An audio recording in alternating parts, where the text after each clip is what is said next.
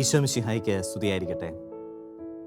ഉൽപ്പത്തി പുസ്തകം 4-ാം അധ്യായം 7-ാം തിരുവചനം. ഉചിതമായി പ്രവർത്തിച്ചാൽ നീയും സ്വീകാര്യനാവുകയില്ലേ? ഈ വചനം നമ്മൾ വിചിന്തന വിഷയമായിട്ടെടുക്കുന്നു. ധ്യാനം ആരംഭിക്കുന്നതിന് മുൻപ് പരിശുദ്ധ അമ്മയുടെ മാധ്യസ്ഥം യാചിച്ചുകൊണ്ട് നമുക്ക് ഒരു നിമിഷം പ്രാർത്ഥിക്കാം.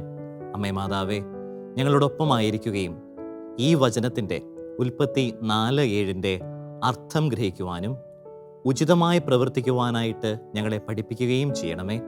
അമ്മേ മാതാവേ, ഞങ്ങളോടൊപ്പമായിരുന്നു കൊണ്ട് പരിശുദ്ധാത്മാവിനെ ഞങ്ങൾക്ക് വേണ്ടി യാചിച്ച് പ്രാർത്ഥിച്ച് ഞങ്ങൾക്ക് വേണ്ടി നേടിത്തരികയും ചെയ്യണമേ. നിത്യം പിതാവും പുത്രനും പരിശുദ്ധാത്മാവുമായ സർവേശ്വര എന്നേക്കും ആമേൻ. ഉൽപ്പത്തി പുസ്തകത്തിലെ ഈ ഒരു വചനം, ഉചിതമായി പ്രവർത്തിച്ചാൽ നീയും സ്വീകാര്യനാവുകയില്ലേ എന്നീ തിരുവചനം, ഈ ഒരു ചോദ്യം ദൈവമെന്ന് നമ്മളോടും ചോദിക്കുന്നുണ്ട്. ഉൽപ്പത്തി പുസ്തകത്തിൽ കായേനോടാണ് ദൈവം ഈ ചോദ്യം ചോദിക്കുന്നത്. തൻ്റെ സഹോദരൻ്റെ ബലിയിൽ ദൈവം സ്വീകാര്യനാകുന്നു. അപ്പോൾ മുഖം വീർപ്പിച്ച് മുഖം വാടിയിരിക്കുന്ന കായേനോടാണ് ദൈവം ചോദിക്കുന്നത്, നിനക്കും ഉചിതമായിട്ട് പ്രവർത്തിച്ചുകൂടെ? ഉചിതമായി പ്രവർത്തിച്ചാൽ നീയും സ്വീകാര്യനാവുകയില്ലേ എന്ന്. ചോദ്യം ചോദിക്കുന്നത് കായേനോടാണെങ്കിലും എന്താണ് ഉചിതമായിട്ടുള്ള പ്രവർത്തനം എന്നുള്ളതിന് ഉത്തരം നമുക്ക് പറഞ്ഞു നൽകുന്നത് ആബേലാണ്. ആബേലിൻ്റെ ജീവിതം പരിശോധിച്ചാൽ, അല്ലെങ്കിൽ ആബേലിൻ്റെ ബലിയർപ്പണത്തെ നമ്മൾ നല്ല രീതിയിലൊന്ന് പഠിച്ചാൽ നമുക്ക് എന്താണ് ഉചിതമായിട്ടുള്ള പ്രവർത്തനം എന്ന് മനസ്സിലാക്കാൻ സാധിക്കും. ഉത്തരം വളരെ ലളിതമാണ്. ആബേലിൻ്റെ ബലിയർപ്പണം അത് ദൈവത്തിന് സ്വീകാര്യമായ ബലിയർപ്പണമായിരുന്നു. ഒപ്പം സഹോദര സ്നേഹത്തിൽ ആഴ്ന്നുകൊണ്ടുള്ള ബലിയർപ്പണമായിരുന്നു.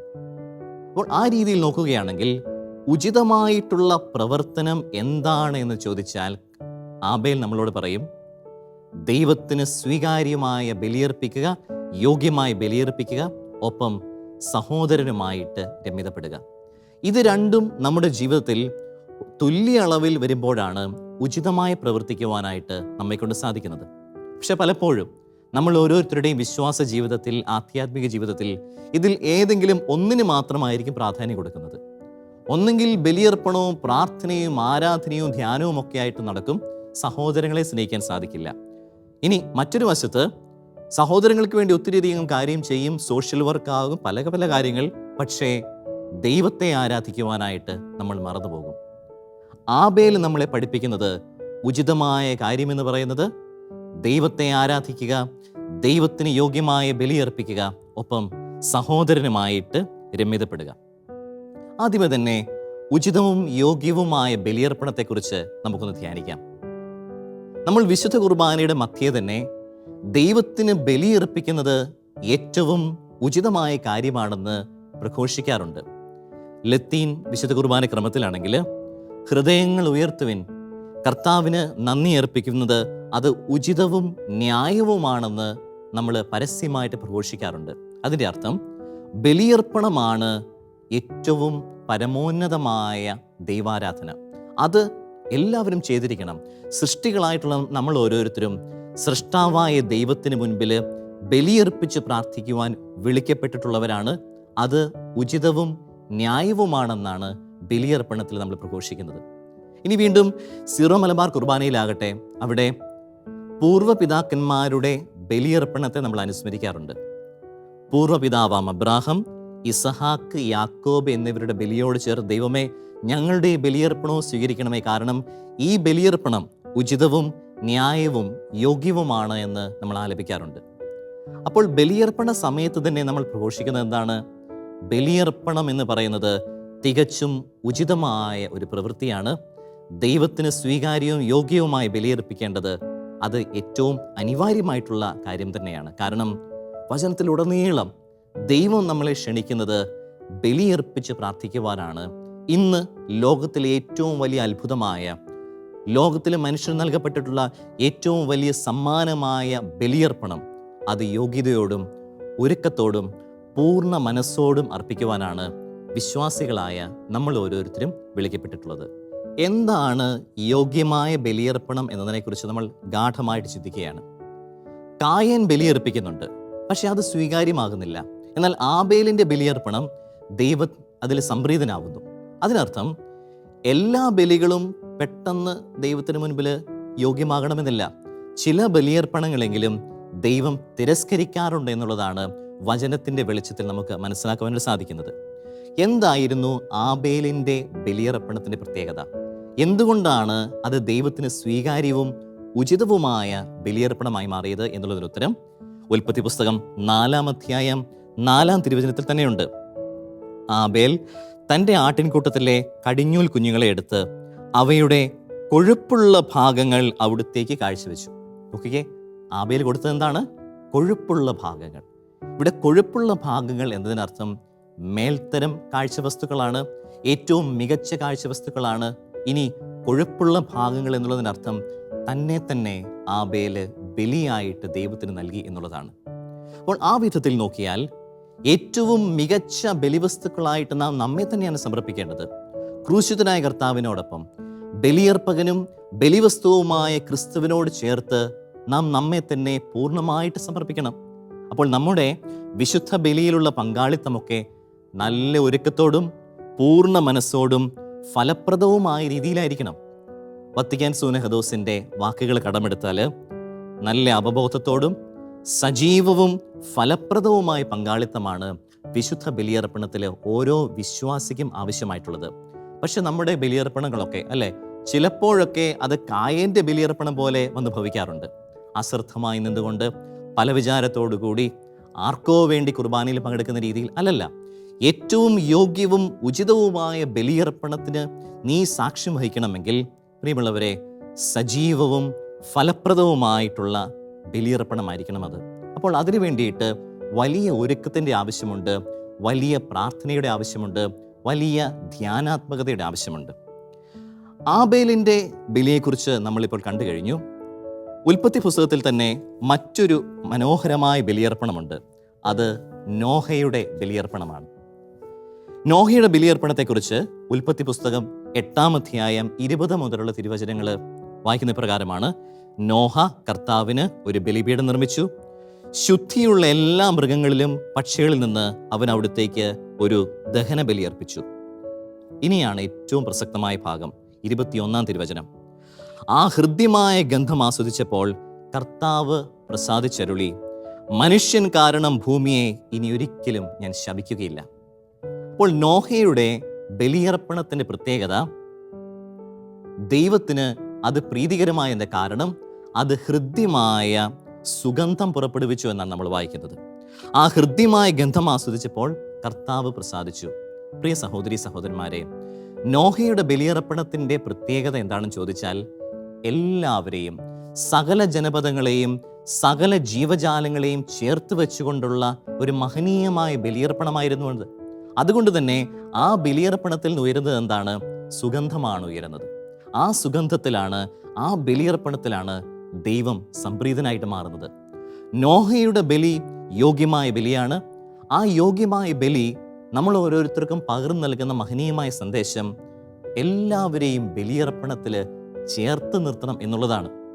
നമ്മൾ ഓരോരുത്തരും സഹോദരങ്ങളുമായിട്ട് രമ്യതപ്പെടാതെ പരസ്പരം കെറുവിച്ചുകൊണ്ട് ക്ഷമിക്കാതെയാണ് ബലിയർപ്പണത്തിൽ പങ്കാളികളാകുന്നത്. എന്നാൽ നോഹ ചെയ്യുന്നത് എന്താണ്? എല്ലാവരെയും ചേർത്ത് വയ്ക്കുന്നു. കുടുംബാംഗങ്ങളെയും പക്ഷിമൃഗാദികളെയും ബന്ധുമിത്രാദികളെയും എല്ലാവരെയും ചേർത്ത് വെച്ചുകൊണ്ട് അനുരഞ്ജിതരായി തീർന്നിടാം, നവമൊരു പീഠമൊരുക്കിയിടാം എന്ന ഗാനം നമ്മളിപ്പോൾ ആലപിക്കുന്നുണ്ടെങ്കിൽ അത് നോഹയുടെ ബലിയെ അനുസ്മരിപ്പിക്കുന്ന തരത്തിലുള്ള ഒരു ഗാനമാണ്. അപ്പോൾ നോഹയുടെ ബലി അത് ദൈവത്തിന് പ്രീതികരമായ ബലിയായി തീർന്നെങ്കിൽ എല്ലാവരെയും ഉൾക്കൊള്ളിച്ചുകൊണ്ടുള്ള ഒരു ബലിയർപ്പണമാണ് അതെന്ന് നമുക്ക് മനസ്സിലാക്കുവാൻ സാധിക്കും. ആബേലിൻ്റെ ബലിയെക്കുറിച്ച് നമ്മൾ കണ്ടു കഴിഞ്ഞു. നോഹയുടെ സുഗന്ധം പുറപ്പെടുവിക്കുന്ന ബലിയെക്കുറിച്ച് നമ്മൾ കണ്ടു കഴിഞ്ഞു. ഇനി മറ്റൊരു ബലിയുണ്ട്. ഉൽപ്പത്തി പുസ്തകം 22-ാം അധ്യായത്തിൽ നാം കാണുന്ന അബ്രാഹത്തിൻ്റെ ബലി. സ്വന്തം മകനെ ബലി കഴിക്കുന്ന, അല്ലെങ്കിൽ ദൈവത്തിന് ബലിയായി നൽകുന്ന അബ്രാഹത്തെ നമ്മൾ അവിടെ കണ്ടുമുട്ടുന്നു. ഇവിടെ അനുസരണമാണ് ബലിയേക്കാൾ ശ്രേഷ്ഠമെന്ന് 1 സാമുവേൽ 15:22 കാണുന്ന വചനമുണ്ടല്ലോ, അതാണ് ഇവിടെ അനുസ്മരിക്കപ്പെടുന്നത്. പ്രിയമുള്ള സഹോദരി സഹോദരന്മാരെ, അബ്രാഹത്തിൻ്റെ ബലിയുടെ പ്രത്യേകത എല്ലാം മറന്നുള്ള ബലിയർപ്പണമായിരുന്നു. എല്ലാം മറന്നിട്ട് ദൈവത്തെ മാത്രം മുൻപിൽ കണ്ടുകൊണ്ടുള്ള ഒരു ബലിയർപ്പണം. നമ്മുടെ ബലിയർപ്പണങ്ങൾക്കുള്ള ഒരു വലിയ പോരായ്മ, ദൈവത്തെ പൂർണ്ണമായും സ്നേഹിക്കാതെയുള്ള ബലിയർപ്പണങ്ങളാണ്. ആത്മാർത്ഥമായിട്ടുള്ള സ്നേഹം, ദൈവത്തോടുള്ള തീക്ഷ്ണതയാൽ ജ്വലിക്കുന്ന ഹൃദയത്തോടുകൂടി ബലിയർപ്പണങ്ങൾ, ഇത്തരം ബലിയർപ്പണങ്ങൾ നമുക്ക് സാധ്യമാകുന്നുണ്ടോ? നിയമാവർത്തന പുസ്തകം 6-ാം അധ്യായം 4-ാം തിരുവചനത്തിൽ നമ്മൾ വായിക്കുന്നുണ്ട്, ഇസ്രായേലെ കേൾക്കുക, നമ്മുടെ ദൈവമായ കർത്താവ് ഒരേയൊരു കർത്താവാണ്. നിങ്ങളുടെ ദൈവമായ കർത്താവിനെ പൂർണ്ണ ഹൃദയത്തോടും പൂർണ്ണ ആത്മാവോടും പൂർണ്ണ ശക്തിയോടും കൂടെ സ്നേഹിക്കണം. അപ്പോൾ ദൈവസ്നേഹത്തിൽ ആഴ്ന്നുകൊണ്ടുള്ള ബലിയർപ്പണങ്ങളാണ് ആവശ്യം.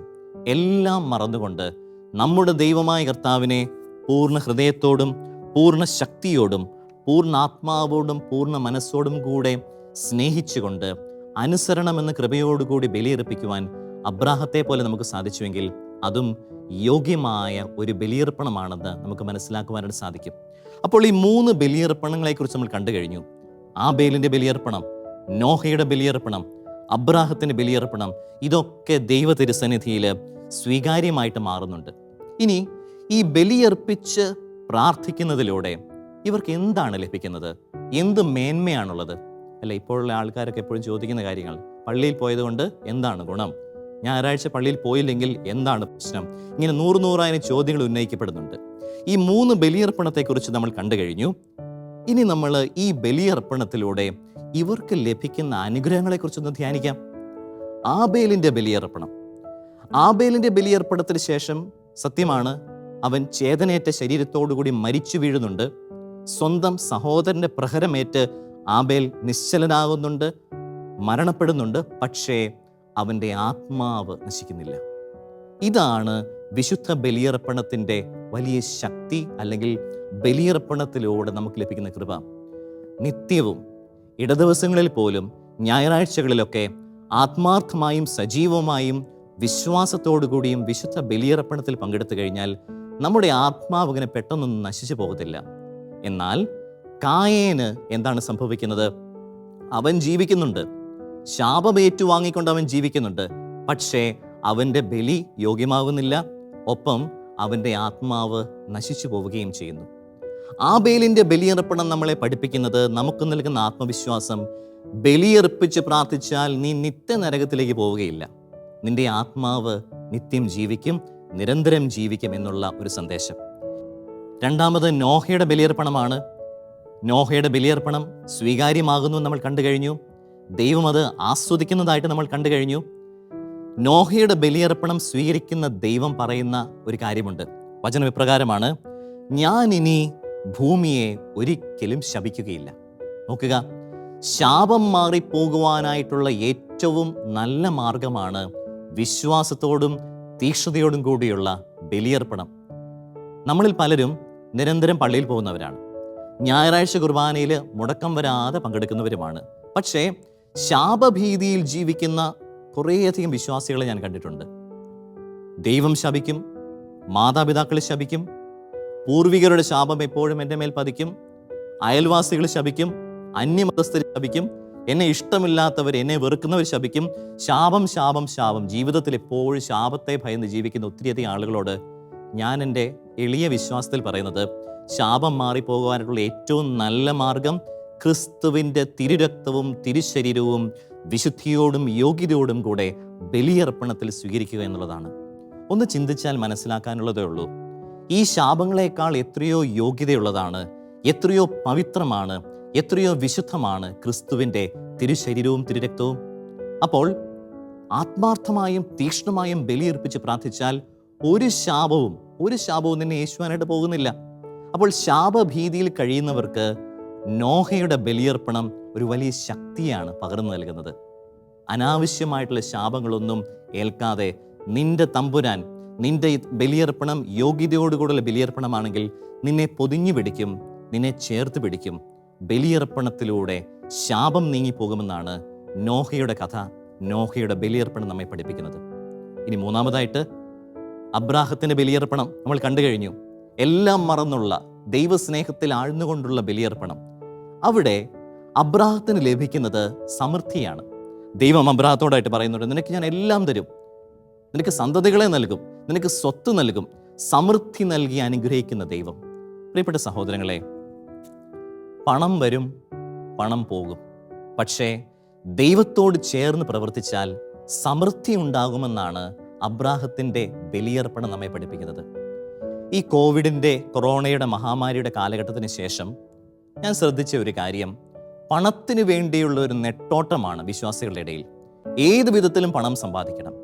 ഞായറാഴ്ചയാണെങ്കിൽ സാബത്ത് ദിവസത്തെ ആചാരങ്ങൾ മറന്നിട്ടാണെങ്കിൽ പോലും പണമുണ്ടാക്കണമെന്ന് പറഞ്ഞ് നെട്ടോട്ടമോടുന്ന വിശ്വാസികൾ.